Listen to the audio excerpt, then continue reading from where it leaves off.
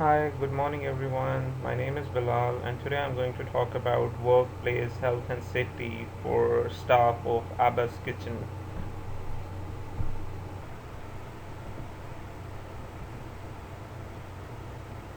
So, before we begin, you need to have a background like what made me to talk on this topic. And as you can see on your screen, there was an incident which took place in Abbas Kitchen, resulting in burn injuries to one of our employees. And after that incident, we came to know that we have some serious health and safety related issues which need to be dealt with. So we carry out a risk assessment for our workplace and identified few hazards.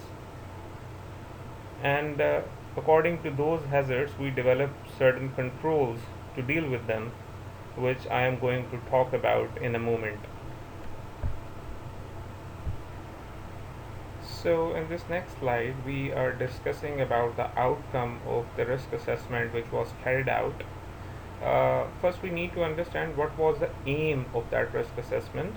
So the aim was to evaluate the hazard and then remove those hazards or minimize the level of its risk by adding control measures as necessary. So, what we have achieved by doing so, we have created a safer and a healthier workplace environment. So, in this slide, we are looking for the first hazard which was identified during the risk assessment, that is fire and the burn. And the controls to deal with it mainly depends upon three things. Number one is the training. Staff should be trained in the use of all fire protection equipment and should be aware of its location, because some incidents, these are inevitable and they are bound to happen. But what we can do is we can minimize the harm associated with them by providing some control measures, and training is one of them. So it is very important. Secondly, we should have an adequate stockpile of the equipments appropriate for firefighting within the kitchen. And lastly, we should have an emergency plan, and it should include a procedure for a safe evacuation and to provide prompt treatment like the first aid for burn or smoke inhalation. So now moving to the next hazard, which is the electrocution, and here you can see a picture of this guy, and I'm sure no one of you would be like to come at his place. And there is a YouTube link of a video which I have shared for you guys. It is very funny, but still it's very captivating, and you guys must watch it. So, what are the controls which we need to implement for to prevent this hazard? You can look at your screen. So the first thing you can do is you have to keep an eye on the equipment. You need to check the appliances, cables, and plugs for any signs of damage. And you should never attempt to repair the electric equipment by yourself. If it appears to be faulty or has stopped working, take it out of use and report it to the senior staff or the kitchen manager as soon as possible.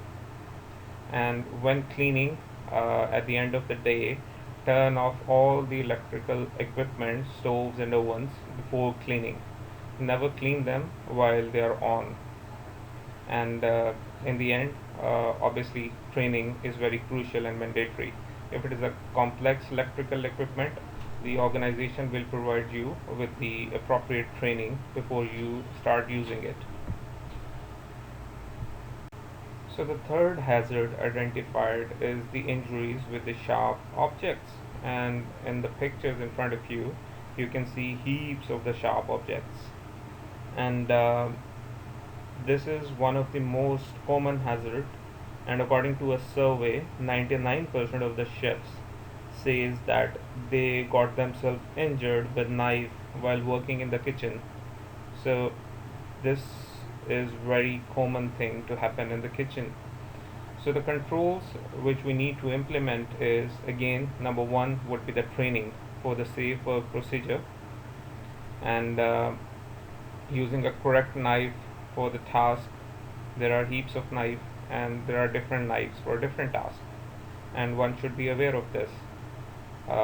Then cutting board should be placed on a firm surface and avoid placing knives near the edge of the table or blade facing outward or downward, because if it falls down, it will fall down straight onto the toes and can result in serious injuries.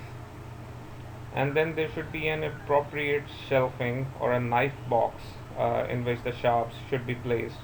They should never be kept open.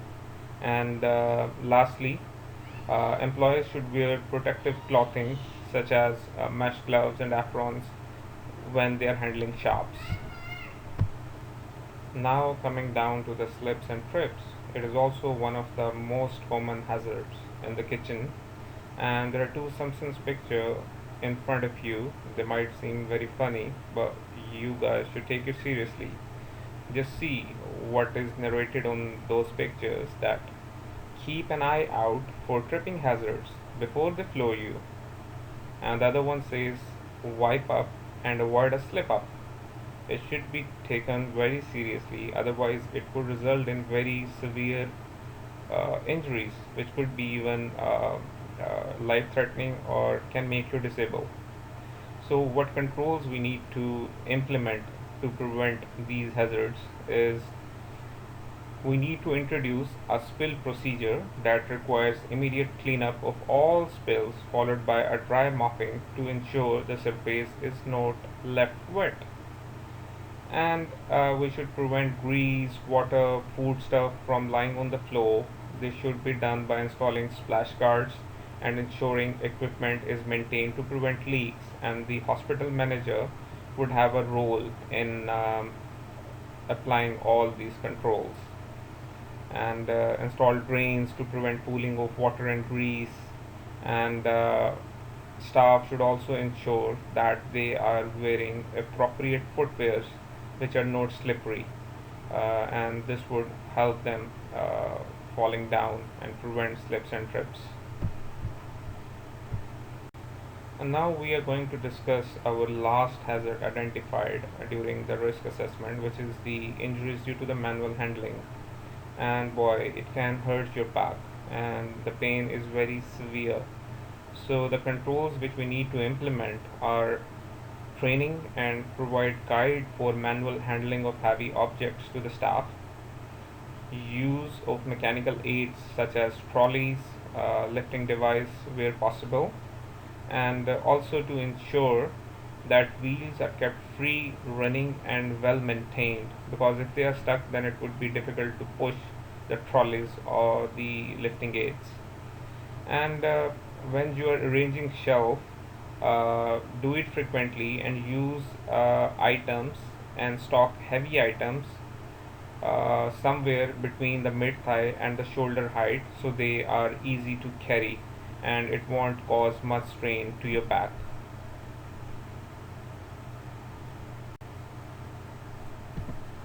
So now we have discussed hazards which were identified. There is another important thing which I would like to talk with you guys, that is the work health and safety record keeping. So what is the purpose of record keeping? It helps maintain an effective workplace health and safety management system and can help identifying hazard control risks before there is an incident which could cause injury or illness. It can also identify problems and repeat occurrences which we can prevent in future. It ensures you adhere to the occupational health and safety regulations and the corporate policy. And lastly, but most important, it holds your team accountable. So now moving to the principles of good record keeping. Whenever you see an incident took place, you should update it to the senior staff or to the kitchen manager as soon as possible. And you should be factual, consistent, and accurate in the information you are providing to them. And if you are documenting any stuff, document it clearly in such a way that text cannot be erased or tampered. And regarding which incidents to notify and when to notify, please refer to the policies and procedures provided to you during your induction. Now, moving to this slide, I would like to answer those questions which you guys might have in your mind. And the question might be the monitoring and ensuring staff have opportunity to contribute feedback on health and safety issues. How are we going to achieve this? So we will provide staff with a feedback form once a month in which they can give their recommendation by being anonymous, and kitchen manager will have a responsibility to bring up these issues in the board meeting and act upon those recommendations to make workplace safe and secure. And whatever consultation took place in the meeting, it will be documented in the kitchen record register, and the kitchen manager will be responsible to communicate the outcome with the staff. And then you guys might have another question like how responsibilities and duties will be documented. So every employee will have a roster and listing their duties and responsibilities, and they shall be held accountable if not fulfilled. The roster will be sent to you via email, or it will also be displayed on the notice board within the hospital kitchen.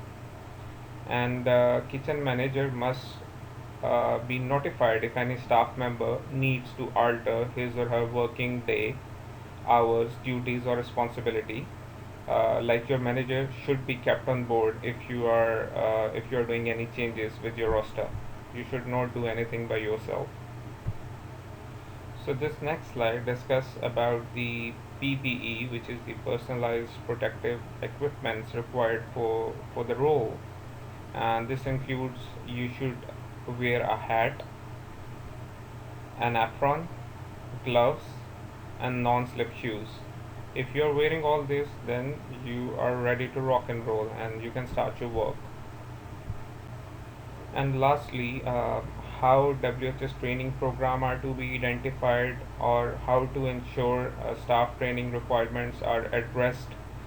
So a work health and safety representative will assess the workplace and provide training according to the hazard identified in the risk assessment, and he will ensure that all the requirements of staff are fulfilled by taking formal feedback from every staff member. So with this slide we have come to an end. If you guys have any questions, then please raise your hand and you can ask me any question you want to. So I guess there are no questions because there is a pin drop silence. I think I have delivered my lecture very efficiently and you guys are able to understand every gist of it. So thank you for your attention, and yes, it's finally over. Bye bye, take care.